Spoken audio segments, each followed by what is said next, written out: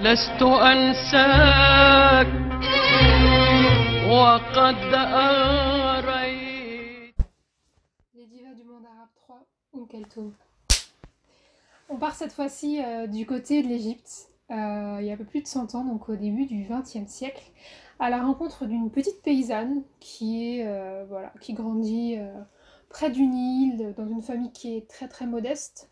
Donc sa mère est femme au foyer mais travaille beaucoup dans les champs, et son papa est imam. Donc il s'agit de celle que l'on connaîtra plus tard sous divers surnoms, dont l'astre d'Orient. Il s'agit de Kalthoum. Alors Kalthoum, comme je le disais, grandit avec sa famille de manière très modeste, dans une famille où elle est par contre aimée, très heureuse, épanouie. Son papa, qui était imam, s'est mis, pour essayer de gagner un peu plus d'argent, à psalmodier du Coran dans diverses cérémonies religieuses, des baptêmes, des naissances, ce qu'on appelle communément des anashids. Et il va vouloir initier son fils Khalid, qui a 1 an de plus que Kalthoum, à cette pratique-là, donc il va lui apprendre à chanter. Et Kalthoum va glisser sa tête un peu comme ça dans les salles où son père donnait des cours de chant à son frère. Et c'est comme ça qu'elle va apprendre à chanter. Et au bout d'un moment, son père va lui dire « Écoute, Kalthoum, viens chanter devant moi ». Et il va se rendre compte que la petite Kalthoum était beaucoup plus talentueuse que son petit frère. Elle avait une voix qui envoyait vraiment une voix très puissante, une voix peu commune, très singulière, enfin très peu commune. Il va l'emporter avec elle, mais pour lui donner un peu plus de chance, on est quand même il y a une centaine d'années auparavant, il va l'habiller en garçon pour la faire entrer dans le cercle intime des chirs, des petits chirs, dans ces petites chorales en fait de petits garçons qu'on forme un peu à ces méthodes-là. Donc il va l'habiller en garçon.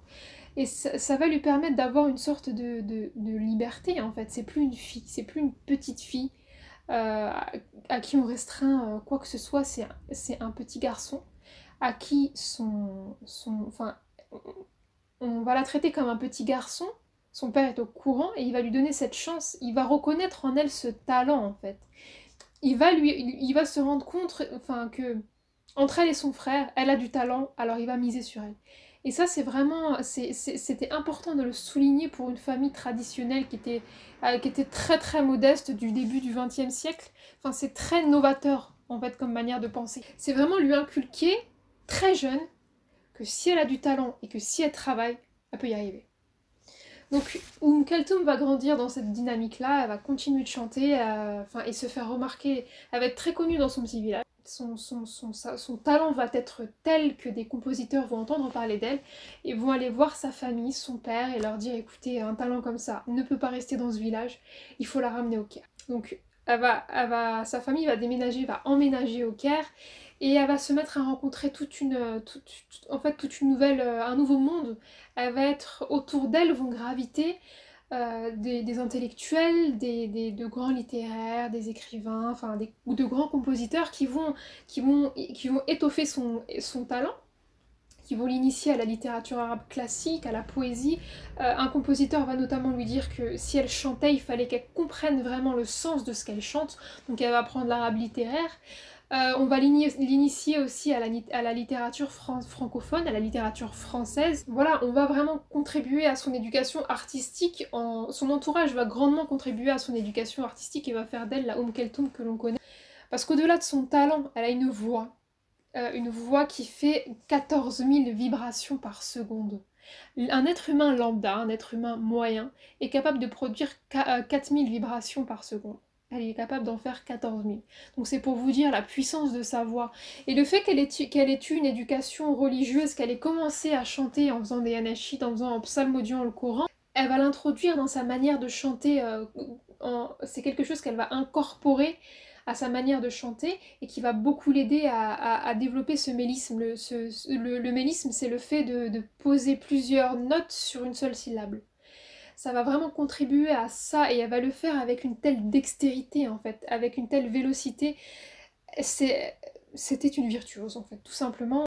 Au-delà de la voix et de toute la composition artistique qu'elle va produire, il va y avoir cette Elle va porter avec elle cette manière d'être, ses grosses lunettes noires, sa façon de tirer ses cheveux à quatre épingles, ce chignon, son foulard blanc, enfin c'est attitude quoi. C'était une diva pour ça. Et elle va vraiment avoir une prestance scénique, ce n'est pas que chanter, elle va contribuer sur scène, elle va se faire accompagner d'un orchestre traditionnel arabe auquel elle va incorporer des éléments un peu exogènes en faisant importer de la guitare, du piano, tout un tas d'instruments en fait qu'on n'entendait pas forcément dans la musique traditionnelle arabe. C'est ça Kulthum. Ses parents lui ont montré qu'elle avait une capacité, ils lui ont cru en elle et elle s'est laissée porter, s'est laissée inspirer par tout ce qui l'entourait pour se produire sur scène avec une très grande confiance en elle. Il va y avoir beaucoup d'improvisation, c'est-à-dire qu'elle va contribuer à créer ce qu'on appelle des morceaux fleuves, donc c'est-à-dire qu'elle va arriver sur scène et que pendant 1 heure, les morceaux vont démarrer et les musiciens vont être très éprouvés parce qu'ils vont attendre qu'elle commence à chanter, mais elle en faisait qu'à sa guise. Et ces morceaux duraient des heures et des heures et le public ne s'en lassait pas. Elle improvisait. Toutes ses prestations étaient différentes en fait sur scène. Ses textes aussi, ce qui va contribuer à son succès, c'est que ces textes, elle ne va pas seulement les chanter du point de vue d'une femme qui chante pour un homme, mais tout va être écrit d'une manière à ce qu'un homme ou femme puisse se reconnaître dans ses peines, dans ses histoires d'amour. Elle va parler d'amour en termes de sensations, je t'aime sans dire toi la femme, je t'aime sans dire homme, je t'aime. Elle va parler de la sensation d'amour de manière très universelle et ça va toucher beaucoup de monde. Elle avait compris ça très tôt. Et elle va s'engager aussi politiquement de par son art, c'est-à-dire que étant petite fille de paysan, à l'époque, l'Égypte était sous protectorat anglais, et elle va sentir ce que c'est que ce nationalisme, elle va grandir avec en fait. Elle va vouloir que son pays soit indépendant, soit grandiose, et elle va le chanter. Tous ces textes vont être très subtils et engagés politiquement, ce qui va lui valoir en fait les faveurs du premier président égyptien Nasser, qu'elle va accompagner tout au long aussi de sa carrière. Quand Nasser va démissionner suite à la défaite des Arabes aux armées israéliennes, c'est elle qui va chanter avec le peuple pour le rappeler. Le peuple va aller chercher Nasser jusque chez lui et lui dire Nasser reviens, et elle chantera pour qu'il revienne. Elle va vraiment l'accompagner tout au long de sa carrière. Et comme je le disais, suite à cette défaite en 1967, Kulthum, qui est très nationaliste, qui est très très pro-Égypte, ne s'est jamais produit à l'extérieur du monde arabe, mais elle va accepter de se produire en France parce que quand elle apprenait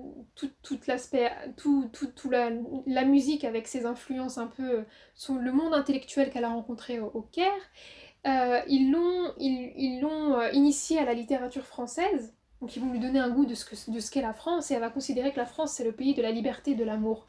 Elle va accepter de se produire en France, elle va être accueillie par Charles de Gaulle qui va lui souhaiter la bienvenue dans un long courrier qu'il estimait beaucoup, et tous les bénéfices de cette prestation, parce qu'elle s'est produite à l'Olympia, vont être reversés au gouvernement égyptien. C'est dire à quel point elle est attachée à son pays, attachée à ce qu'est l'Égypte et aux valeurs de liberté et d'indépendance qui faisaient partie d'elle. Elle était nationaliste, elle était féministe, on lui a donné la chance petite de croire en elle.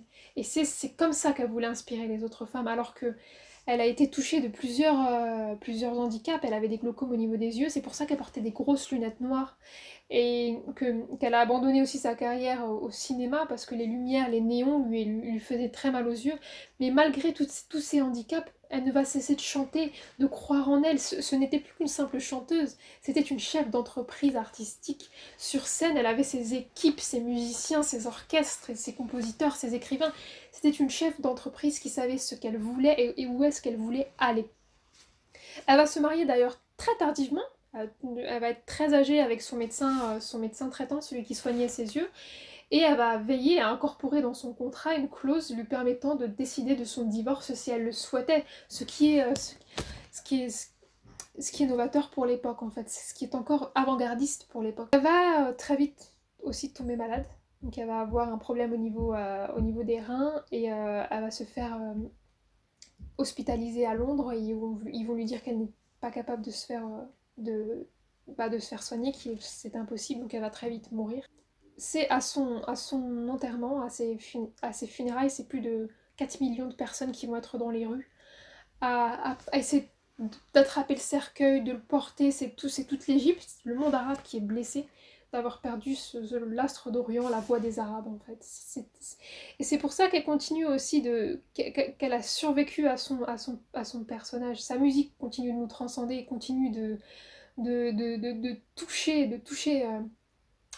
cœur du monde et pas que des Arabes, parce qu'elle va être à l'initiative de ce que je disais pour Warda, enfin, de ce qu'on appelle nous communément en arabe le tarb. C'est un état qui est indescriptible et les musiciens vont porter l'âme de Keltoum et vont lui permettre de toucher les gens. C'est ça le tarb, c'est vraiment un état qui est indescriptible et qui touche toutes les personnes au-delà des mots. C'est une communication, un langage qui est non-verbal, qui est musical et qui vous touche en plein cœur, qui touche votre mélancolie, votre nostalgie. Enfin, c'était une virtuose. Voilà, au-delà d'une simple chanteuse, c'était une personnalité.